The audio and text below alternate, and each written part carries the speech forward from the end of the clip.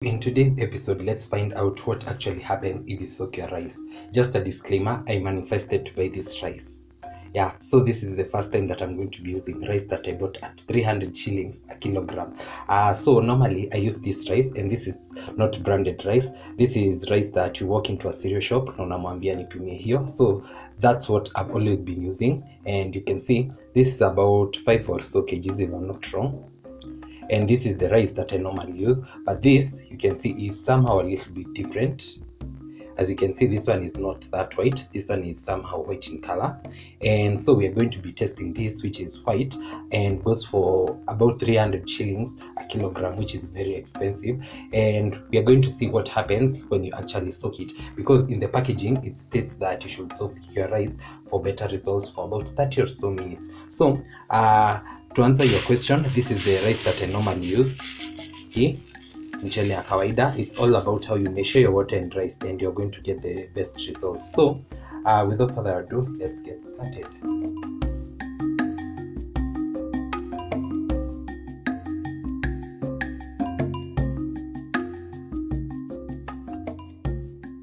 So as usual, always remember to measure your rice and your water in the ratio of, for every 1 cup of rice, use the same cup or glass to measure your water and add 2 portions of water. So I'm going to be using this. This is about half a kilogram of rice, and as I mentioned, I'm using very expensive rice that I manifested for almost 6 or so months so that I can be able to afford it. And yeah, let's start by washing it, then we're going to soak it.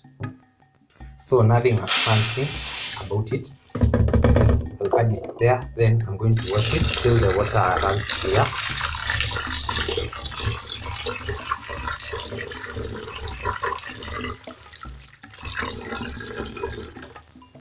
So I've always wanted to know what actually happens once you soak your rice. Does it become better in terms of taste, or what actually happens? And this is because I've been seeing it on the packet written soak your rice for better results, and yeah, so that's what you're going to find out today.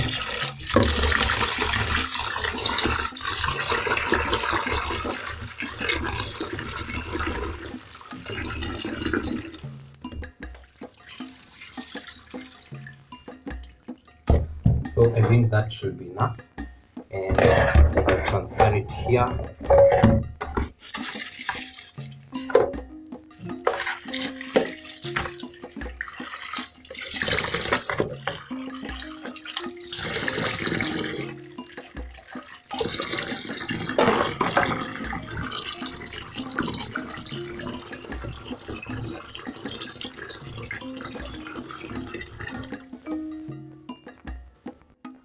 So I'm going to leave this here for about 30 or so minutes. Then I'll be back once the minutes are over, and we'll continue cooking the rice. So this has been soaking for exactly 30 minutes now, and I've noticed that imeongezeka in volume, and you can also see it somehow is a little bit more fragile. Inapasuka ovyo ovyo. So we just trust the process, and I'm going to strain the water, then we can start cooking our rice.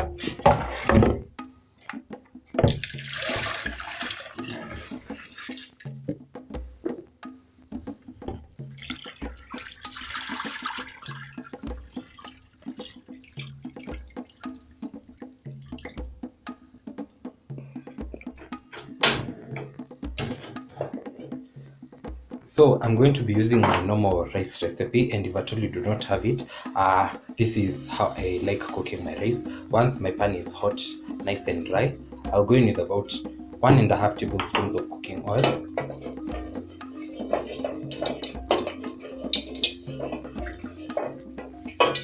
Then once my cooking oil is hot, I'll go in with my rice.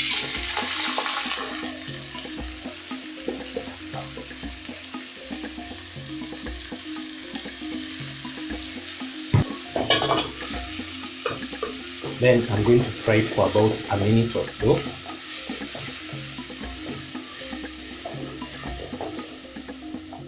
And if at all you do not have a rice recipe, or all your rice recipes always backfire, please try out this recipe, and I'm pretty sure you're going to love it. So I'm going to combine the oil with the rice. Then I'm also going to add some salt.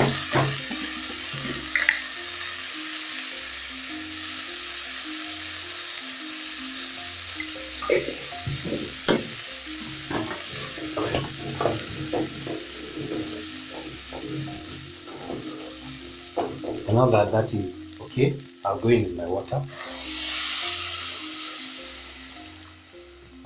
So always remember to measure your rice and water. I will insist on that because that will make sure that you do not get some mushy rice. And since I've soaked my rice for about 30 or so minutes, I'm going to reduce my water by just half a cup. So I'm going to be adding 1.5 instead of 2, but I'm going to preserve the other half just in case mchele ikose kuwa imeiva na maji imeisha. So I'm going to add in my other half. So this is the other glass of water, and I'm going to add half of it, and nimebakisha half. So just in case ikose kuiva, I'm just going to add this other half, and our rice is going to be perfect. So I'm going to cover this, and I'll see you once my water goes below the rice. So this is a couple of minutes later, and as you can see, the water is below the rice, lakini haijaisha. So I'm going to taste if I need to add more water. Not fully cooked, but I trust that with this remaining water, my rice is going to be fully ready. And I can tell you that I'm loving the progress. You can see mchele bado iko moja moja, but let me not blow the trumpet a little bit early. So I'll see once my rice is fully ready.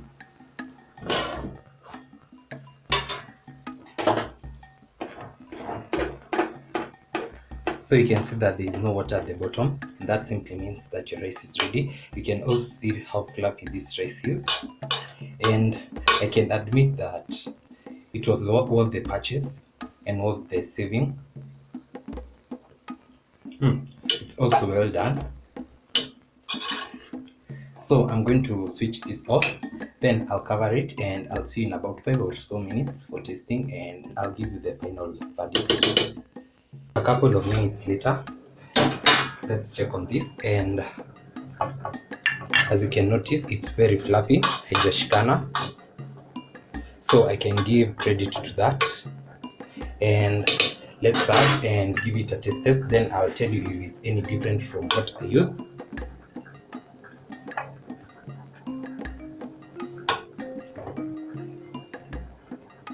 So as you can see, hii ni mchele poa, haijashikana. It's also very white in color as compared to the other one. I'm going to give this a taste test.